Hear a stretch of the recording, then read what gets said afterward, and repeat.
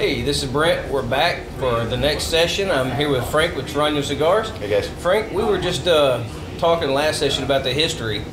Speaking of the history, one of my favorite cigars with the Toranos is the Exodus line. It's one of your older lines as well, but it's a special line.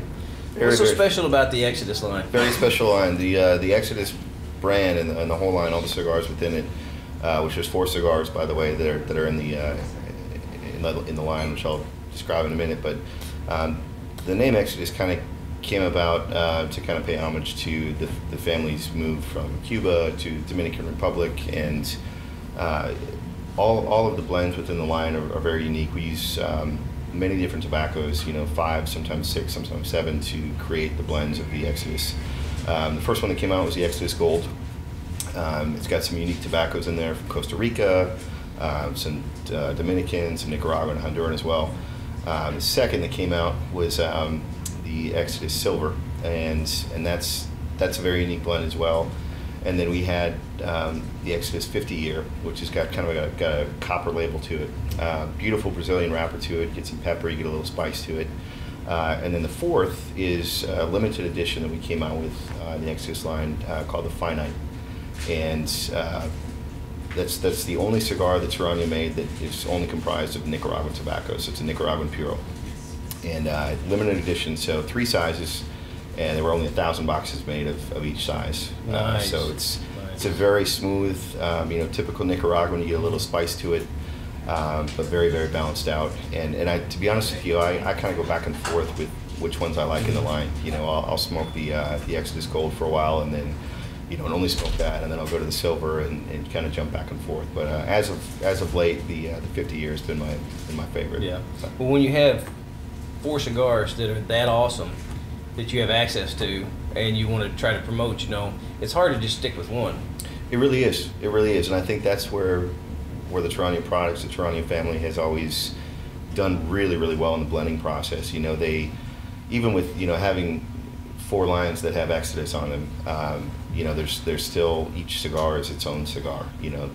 There's no one cigar, one line that tastes like the other one. So it's and it's not easy to do. And when you're putting 7 tobaccos in one cigar, it's really, really complicated to get it just right. Absolutely. Now, when you're using so many tobaccos in one cigar, does that change the flavor within the size? Does it help keep them consistent within the size? Because you got 4 or 5 typical sizes of cigars in each line. Absolutely. So does that kind of play into it? It really does. And it's not an easy process, especially when you're working with so many different tobaccos. Not only do you have to have the right specific tobaccos, but then you also have to have the right proportions, and that gets more difficult with the larger ring gauges, just because you're dealing with more filler. Whereas typically with a smaller ring gauge, you've got more wrapper, more flavor, and less filler.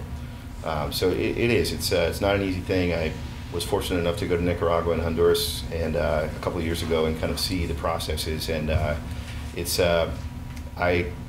could not do what they do. There are definitely some talented folks down there. Yeah, and it's a lot of hard work. Those people really work hard. When you're thinking about a cigar, you mentioned that you got 7 different tobaccos and all the different processes it goes through.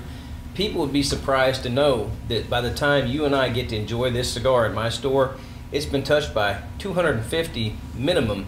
250 hands have touched this cigar before I got it. Yep. From the time you take the seeds, grow the seeds, you take it to the field, you process it, you put it in the barn, you ferment it, you do all the processing, you do the rolling, you do the packing. 250 minimum hands have touched this cigar. It's unbelievable. It is. That's how much work goes into it, and those people are craftsmen and artisans in creating this product for us to enjoy here. So we're going to be back in next session, and we're going to carry on our conversation about the cigars. One very interesting subject that comes up a lot is the fact that the Torano family moved from Cuba to the Dominican Republic. People come in the store and they say, I want a Cuban seed tobacco. Okay, we're going to talk about that when we come back at the next section, right here at the Tobacco Barn in front of the mall with Frank from Torano. Thanks, guys.